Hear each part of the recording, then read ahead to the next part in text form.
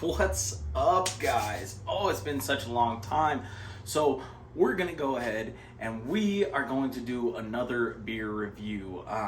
It has been probably a year or so since I've done one, so I figured I got a little bit of free time. I've got a new beer that I've had several times, but for whatever reason it's not up here. It should be somewhere in this little corner. If that doesn't give it away, it's the Shiner beer. And I've had it several times, and I got to scrolling through my videos on YouTube because I've been telling people and, showing it off a little bit.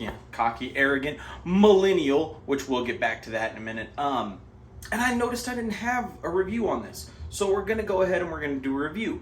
This one is not going to be a Torture Trials review, believe it or not, because I actually quite like this one. Especially since the style that it is in, there are several different options available for you to choose from, and I really think you should choose this one. The beer in question today is going to be a Shiner Brewing Company's Sea Salt and Lime beer. Now, I went on YouTube before I decided I was going to go ahead and record this review just to see, the reviews, what people thought about it and everything, and the style in which they were reviewing these beers. And of course, my boy Ronald Thoreau did an amazing review where he talked about comedically dropping one of these bottles of beer on the ground, and he only had one, so he was forced to do the review. It was a great review. Gave it a B. Then I watched a couple other ones, and one of them really kind of struck a chord with me and kind of frustrated me, if I'm being honest. Beer and Gear, the guy's got 13 views on his video and decided to trash millennials. Okay, now for those who don't know, millennials would be anybody born in the 90s essentially, because we grew up in the 2000s. We're the ones that everybody assumes doesn't know which bathroom to use, can't figure out whether we have a dick or a vagina, get offended by everything, and we all voted for Bernie Sanders, apparently. But I think the message is slightly askew, because the issue being is I'm a millennial and I'm almost 30. Okay, this guy looks like he's in his fucking 50s. But the issue arose when he was reading the back of the bottle. It says, "All the time. So easy drinking, we made it available all year round. This refreshing and sessionable brew is made with real lime peel and artisanal sea salt." There's the line right there. "To keep things interesting. Perfect for outdoor patios, indoor sofas, or anywhere you want to sit back and relax. Enjoy." So, his problem was with artisanal sea salt, okay?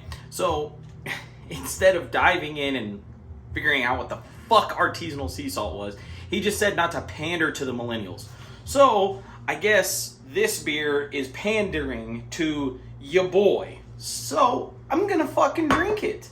And then he wants to go on about how the problems that we have in our country is why he had to go ahead and buy the flag that he had in the back, which, if I remember correctly, was "Don't Tread on Me" flag, and then he had a all blacked out American flag, which, believe it or not, is highly disrespectful.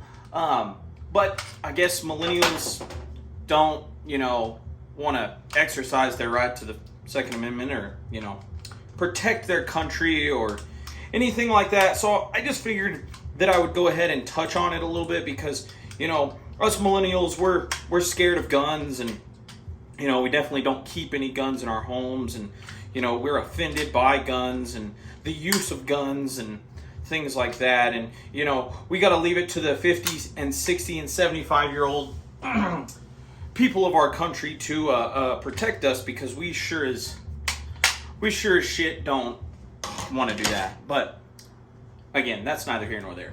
Down to the beer. So, this one is the Spoetzl Brewing Company Shiner. I live in Texas. I don't say Spoetzl, it's fucking Shiner, okay?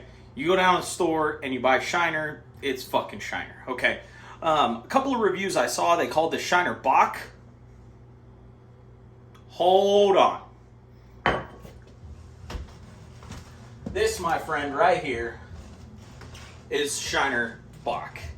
If you confuse this bottle with this bottle, not only are you colorblind, but you, my friend, know absolutely nothing about beer.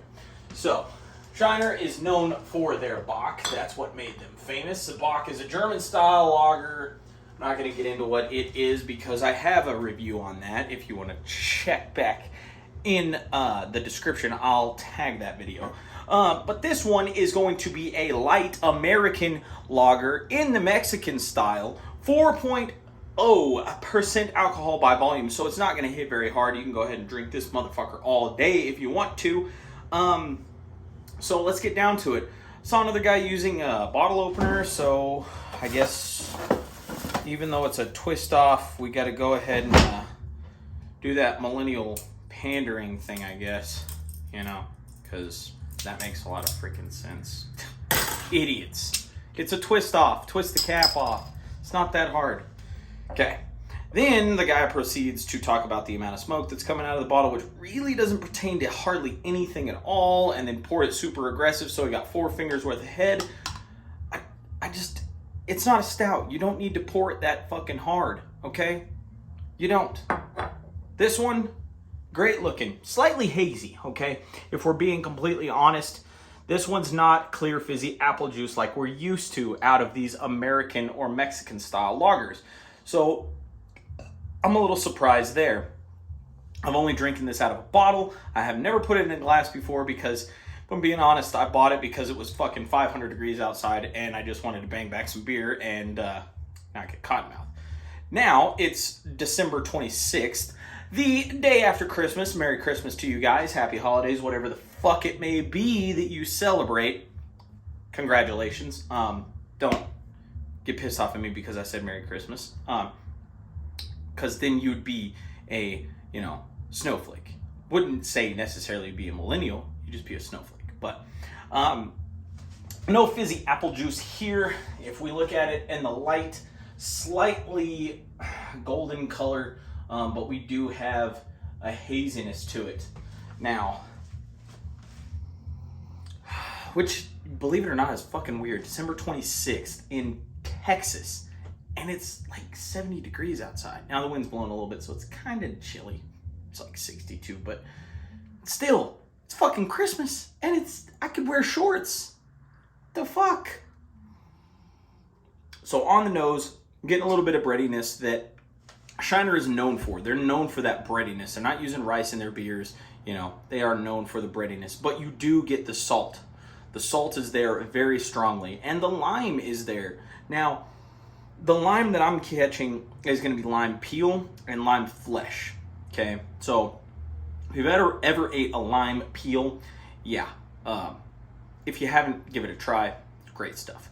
The flesh of the lime is what's going to be that really a bitter, a sour, make you want to fucking drool taste.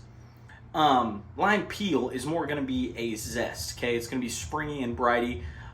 Springy and bright. So both of those flavors are present in the nose. Let's taste it. Oh, man, that's good. So first thing in the flavor is going to be malt. Okay. And then the next thing that we're going to get is the salt. And the salt is going to come in really, really hard, but it's not going to last very long. It kind of disappears quickly. And then we are left with that lime peel flavor, which is very great. For people who don't like an IPA but still want a citrus beer, this one's going to do a great job. And the thing that I love the most about it, earlier I mentioned that you have a couple options if you want a lime flavored beer. The biggest option that everybody's going to reach for is Bud Light Lime, and I'm guilty of it too. I drink more of that stuff than I actually physically weigh, and I'm not really all that proud of it. But it's a lot more readily available than this stuff is. If I had to pick between the two, I'm definitely going to grab this. But this is not at every single convenience store in Walmart. Bud Light Lime is. So if you're on the hunt for a refreshing beer that has that lime and salt flavor, and you don't want to put lime salt in your beer, i.e. Dos Equis or, Modelo or something like that, this one is a great option. And in my opinion, it trumps the Bud Light Lime for a couple of reasons. First things first, mouthfeel. So,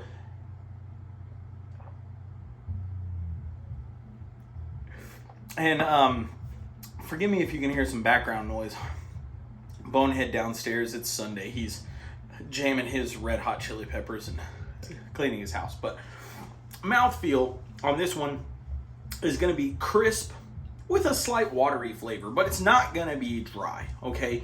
And I think that comes down to the lack thereof of high fructose corn syrup. I'm not 100% certain because they're not really listing all of their ingredients, but it doesn't taste like a high fructose corn syrup beer.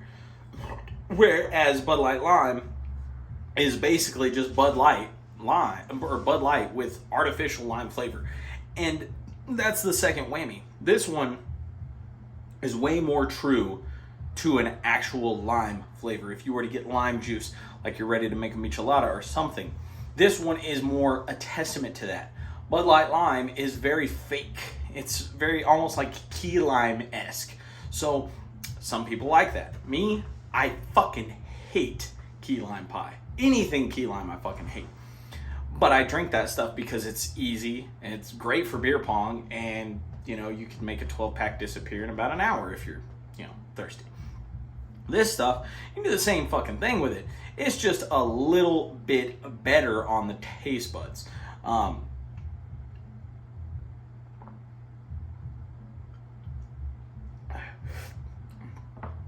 Not to mention, Shiner has a reputation of making beers that are off the wall and are really good. Let's take the Prickly Pear. Wonderful.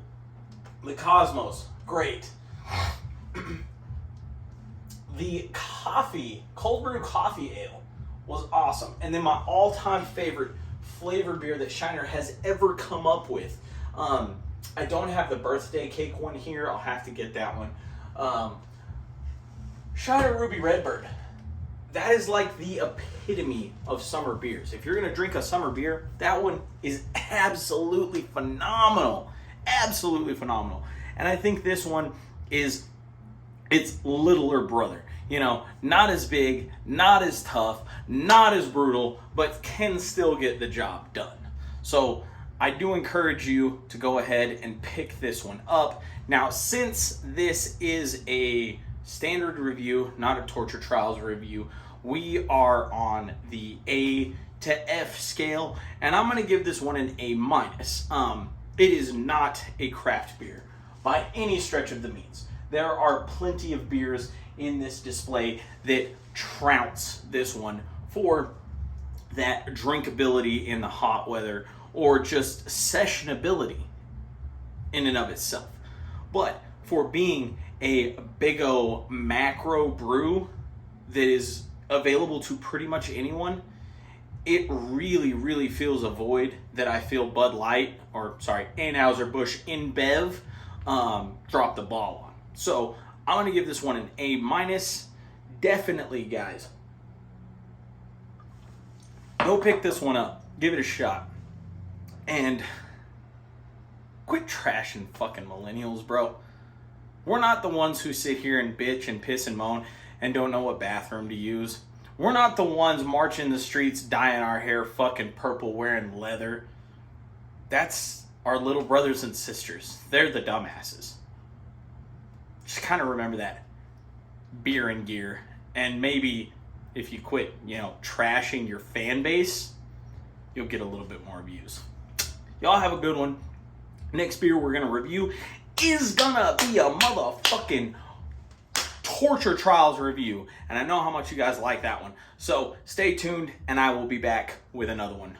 Peace out. Merry Crickets. Merry Chrysler. Have a good freaking day.